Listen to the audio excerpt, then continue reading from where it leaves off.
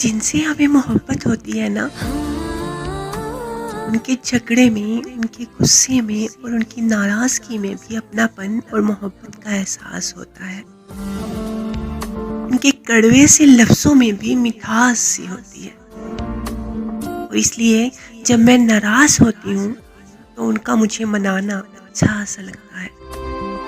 اور جب وہ مجھ سے ایک لمحہ بھی بات نہ کریں، جب وہ مجھ سے ایک لمحہ بھی بات نہ کریں تو اداسی اور ادھورا پن سا محسوس ہوتا ہے.